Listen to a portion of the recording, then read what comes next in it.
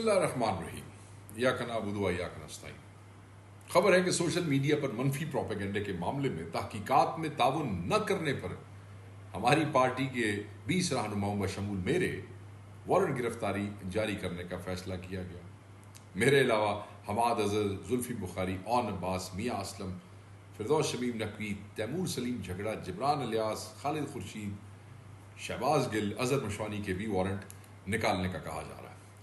इस खबर पर हुकूमत को यह कहना चाहूँगा कि पहले भी आपने दर्जनों मुकदमात किए, हमारी माओ बहनों को अपनी सियासत की भेंट चढ़ाने की कोशिश की, हमारे कारोबार, हमारी सोशल लाइफ, हमारी सियासत तबाह करने की कोशिश की, नाकाम कोशिश। लेकिन आप इन सब में नाकाम नामुराद रहे। आप पहले भी जलील हुए, अब भी जलील होंगे इंशाअल्लाह। हम पहले भी सुरखरू हुए और इंशाअल्लाह अब भी सुरखरू होंगे। हम इमरान खान के खिलाड़ी हैं। इमरान खान ने हमें झुकना, डरना और भागना सिखाया ही नहीं। आपकी तरफ से उठाए गए गैर इंसानी और गैर कानूनियत कंडे हमारे हौसले पस्त नहीं कर सकते। हम जली हुकूमत की फस्तायत का डट कर मुकाबला करते आ रहे हैं और आगे भी करते रहेंगे। फॉर्म 47 की जली हुकूमत को ना अदालती अहकामात की कोई परवाह है और ना बुनियादी इंसानी हकूक का कोई लिहाज है। ये नारवा सलूक नाकाबिल कबूल और नाकाबिल बर्दाश्त है और वक्त आने पर इसका हिसाब लिया जाएगा। जिस अवाम का मैंडेट चोरी करके तुम आए हो, बजाय ये कि उस अवाम पर कुछ रहम करो, उस अवाम को कुछ रिलीफ दो, कुछ दुआएं लो, तुम हर वो काम कर रहे हो जिससे सारी बद्दुआएं तुम्हारे हिस्से में आए, सारी नफरतों पर सिर्फ तुम्हारा हक हो। भर लो जेलें, करो झूठे मुकदमात का, क्या होगा? तुम बेनकाब होगे। तुम हर गुजरते दिन घंटे और मिनट के साथ बेनकाब हो रहे हो। चादर चार दीवारी का तकद्दुस तो तुम पहले ही पमाल कर चुके हो। अब देखते हैं कि तुम किस हद तक गिरते हो।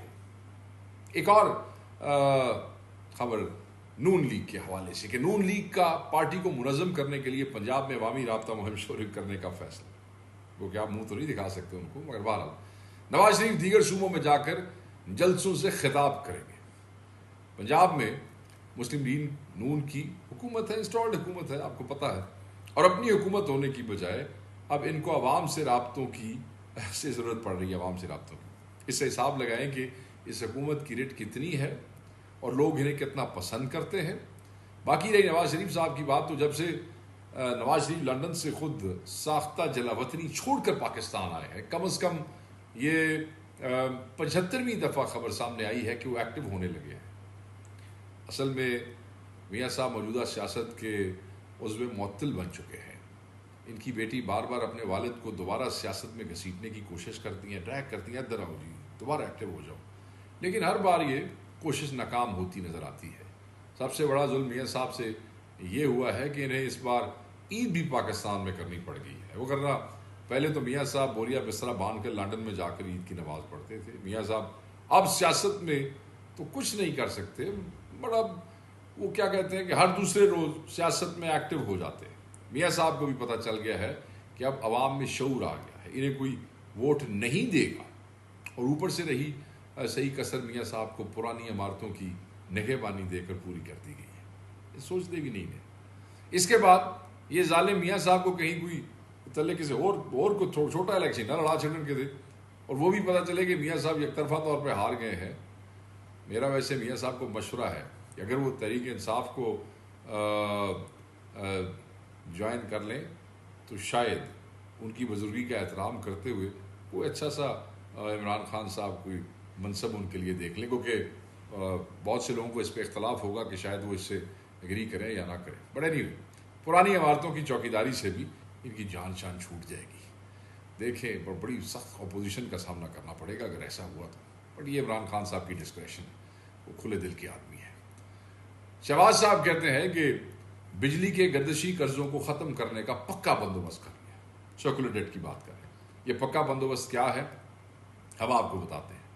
चोर हुकूमत का इरादा है कि वो 18 बैंकों से 11% पे 1275 रुपये कर्ज लेगी और बाद में ये कर्जा आवाम की जेबों से निकलवाया जाएगा। यानी कर्ज लेने के बाद बिजली के बिल में फी यूनिट 3.23 रुपये सरचार्ज लगेगा। यह कर्जा भी बैंक से 11% की शरह सूद पर लिया जाएगा और ये सूद भी अवाम ही अदा करेगी। सादा सी बात है, कोई प्लान नहीं है। जो बेचारे टैक्स दे रहे हैं उन्हीं पर और बोझ लादा जाएगा।